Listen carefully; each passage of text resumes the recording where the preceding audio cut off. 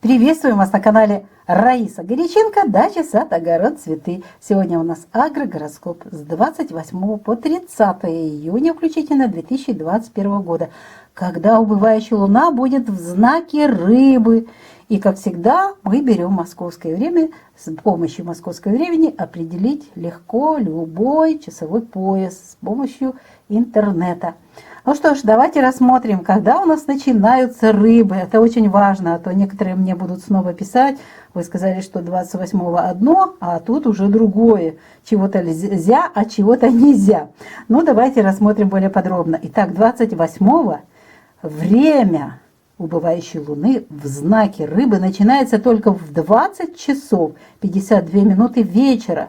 Ну и до конца суток будет находиться. Запомните, после 21 часа можно, сейчас еще видно на улице, можно многие работы сделать, если это очень срочно надо. Запомните вот эту временную рамку и начало процесса, который можно будет выполнять в знаке рыбы при убывающей луне. И еще хочу напомнить, что полнолуние у нас было 24 июня. То есть у нас всего-навсего 4 сутки после полнолуния. И это очень хорошее время для того, чтобы использовать посевы и посадки вершков и корешков. Но так как корешки уже поздно высаживать, и сейчас время такое жаркое в июле, то можно использовать для посева корешков, то есть посев семян того, что даст нам урожай сверху над землей. И давайте сразу рассмотрим и время еще других дней, когда рыба будет находиться, луна будет в рыбах. Это 29 июня все 24 часа. И здесь тоже прошу обратить внимание. Вот необычное время, да, хороший такой день, 30 июня с 0 часов и до 0 часов будет находиться луна в рыбах, но здесь будет луна без курса с 20 часов 41 минуты. Поэтому некоторые работы нужно будет выполнить до 19 часов. Ну, давайте рассмотрим, какие работы, когда мы будем делать. Итак, начинаем с посевов. А посевы у нас, это что очень важно. Многие будут повторные посевы делать. Еще можно успеть для теплиц. Открытый грунт навряд ли, потому что у нас очень резко начнется похолодание в сентябре, там очень интересная ситуация астрологическая, поэтому для теплиц можно высевать семена на рассаду огурцов после 21 часа 28 июня. Огурцы, кабачки, кстати, сахарная кукуруза, которая созревает 60 дней, есть такие ранние сорта, даже чуть раньше, а также очень хорошо высевать семена зеленых культур, сидератов. Снова же летом рекомендую зерновые. Они наиболее крепкие и хорошо получаются. И не так много вредителей, как на крестоцветных. Ну и бобовые в это время, в жаркое время, они не очень хорошо получаются. Они любят больше прохладу. Вот июнь был очень хороший для бобовых культур. А сейчас уже сильно жарко, поэтому зерновые сидераты выбираем для посева. Ну и можно фацелию посеять, тоже очень хорошо. И это можно вот эти посевы проводить 29-го все 24 часа. А вот 30-го мы проводим эти посевы до 19 часов. Напоминаю, здесь у нас начинается время луны без курса в 20 часов 41 минут, но лучше всего посевы начать вот эту работу до 19 часов. Тогда очень хороший задел и хорошая программа включена, и она работать будет. Это что касается посевов. Идем дальше. Рассада. У многих уже выросла рассада цветочных многолетних, двухлетних цветов. Можно высаживать. Можно, кстати, пикировку проводить, перевалку рассады, посадку рассады. Это все приветствуется, и это очень хорошо пройдет в знаке рыбы. И вот это мы проводим также вот после 21 часа 28 июня, 29 все 24 часа, а вот посадку рассады уже 30 только до 19 часов.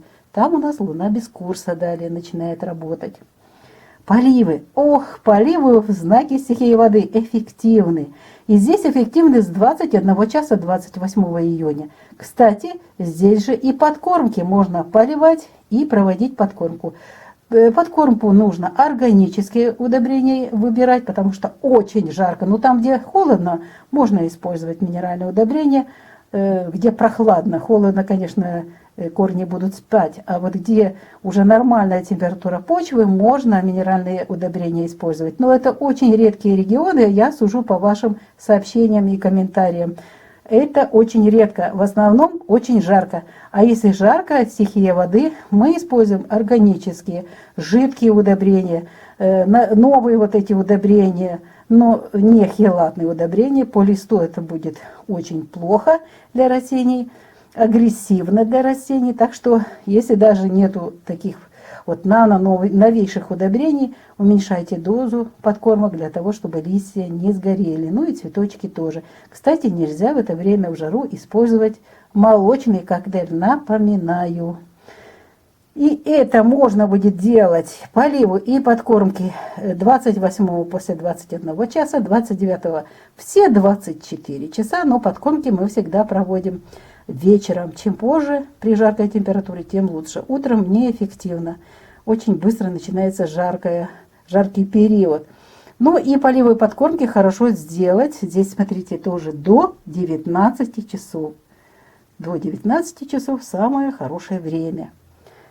По поливам, подкормкам мы ответили на вопросы. Теперь вопрос, когда укоренять усы земляники. Многие размножают. Да, рыбы очень хорошее время. Это убывающая луна. Корни хорошо развиваются. Поэтому 28 вечером, 29 все 24 часа и 30 до 19 часов укореняем усы земляники, клубники, полуницы, суницы. Что кто делает, то имеет, и тот и делает. Вот, тот и высаживает усы. Далее, очень важный момент защиты растений. Это, пожалуй, тоже очень актуально после поливов. Защита растений, знак стихии воды, жара. Поэтому используем биопрепараты, а также настои трав. Причем вот весь период убывающей луны в знаке рак. Потому что химические фунгициды очень губительно влияют в горячую погоду на листочки растения, да и на само растение. Ну, пожалуй, все позитивные, видите, зелененьким я отметила все, что можно делать, и оно будет эффективно, успешно мы отметили. Ну, как всегда, мы теперь рассмотрим то, что нельзя делать. А нельзя обрезать садовые растения. Стихия воды, очень быстро идет заражение спорами грибковых заболеваний, а также вирусы и так далее. Все, что негативное, очень быстро в это время проникает в сосуды растений и потоку воды инфицирует наши растения. Поэтому не обрезаем в это время садовые растения. Не проводим зеленые операции, несмотря ни на что. Ну и вырастут они за 2 дня, эти пасынки. А что делать? Ничего страшного, зато будут здоровые растения. Особенно сейчас, когда жарко и сейчас много вредителей летает, переносят заболевания.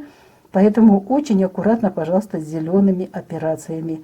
На каком-то одном растении у вас будет заболевание вирусное, и вы порежете или руками перенесете на другое растение и заразите, и через месяц будете иметь тот же столбур. Надо ли вам это? Подумайте хорошо. Также нельзя использовать в это жаркое время минеральные удобрения. Ну и это не очень хорошо для корней. Не только для листьев, но и для корней. Жара есть жара, и растения пытаются выжить в этот сложный период. Нельзя собирать в это время урожай для длительного хранения, для переработки, для заготовок.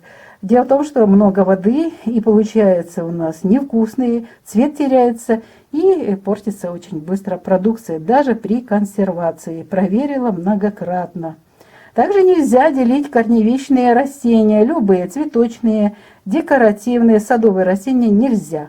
И нельзя копать луковичные цветы, весенние цветы, тоже перенесите на другой день, раньше или позже. Нельзя собирать лекарственные травы, они неэффективны, и много воды снова же пересушиваете, и теряется эффективность любого лекарственного растения. Нельзя использовать химические фунгициды. Говорила и говорю в жару, нельзя эти препараты, они губительно воздействуют на растения. Ну и уже говорила о минеральных удобрениях, повторю, пожалуйста, не используйте их. Не используйте золу, не используйте соду. Они агрессивны и в жару воздействуют угнетающе на наши растения. Ну что ж, мы сегодня подготовили для вас агрогороскоп с 28 по 30 июня. Завершается июнь месяц, 1 июнь лето. Наконец-то лето уже показало себя во всей красе в последние дни. Но вот такое оно у нас жаркое начинается и будет дальше жарким. И мы должны знать, что когда делать для того, чтобы наши растения чувствовали себя хорошо. И радовали нас, естественно, урожаем. Прощаемся с вами. Мы, Раиса Горяченко и Александр Волик, желаем вам хорошей погоды, крепкого вам здоровья и, естественно, хорошего урожая всех ваших растений на грядках и в саду. До новых встреч в новых видео.